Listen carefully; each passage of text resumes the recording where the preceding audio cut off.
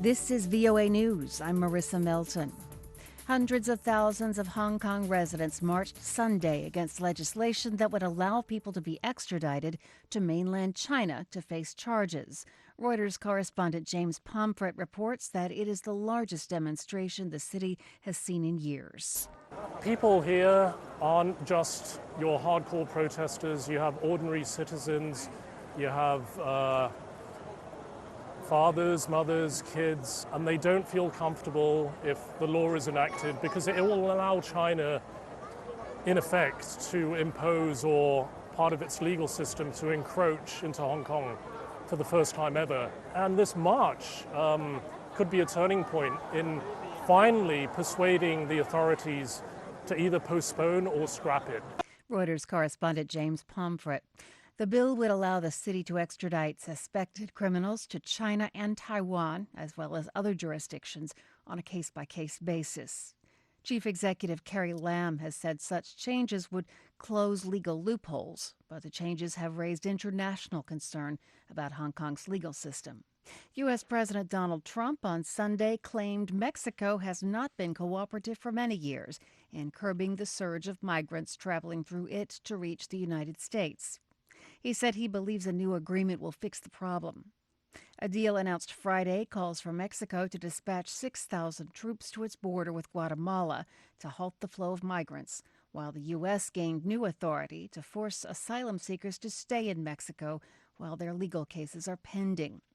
Trump warned that if for some unknown reason Mexico does not stanch the flow, Washington can always go back to tariffs on Mexican imports.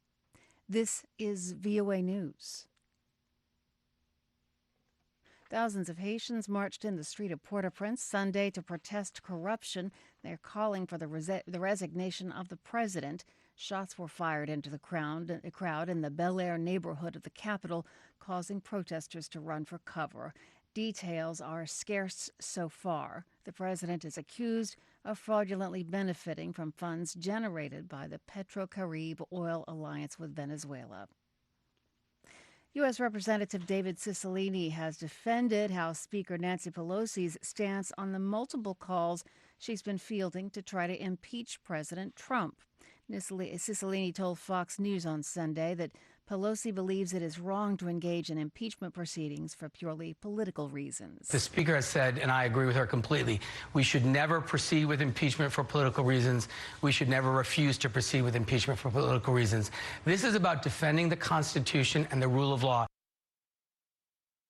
Pelosi has refused to move quickly on an effort to impeach President Trump following evidence of possible obstruction of justice uncovered by the special counsel investigation. She has argued that the American people are not ready for such a move.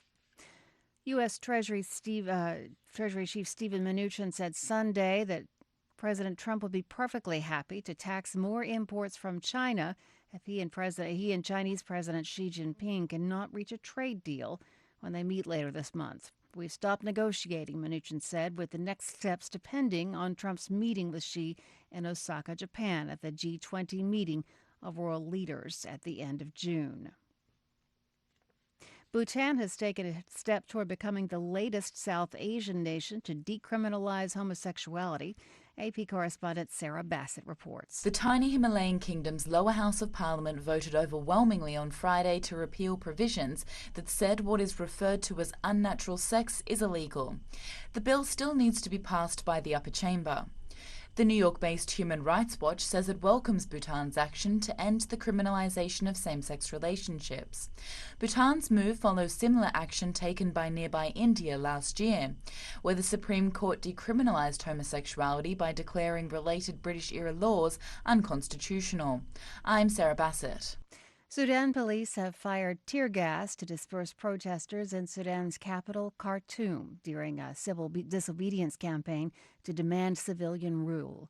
The SPA group, which led the demonstrations that led to the ouster of President Omar al-Bashir, said the civil disobedience campaign would continue until the military council ceded power to civilians. I'm Marissa Melton, VOA News.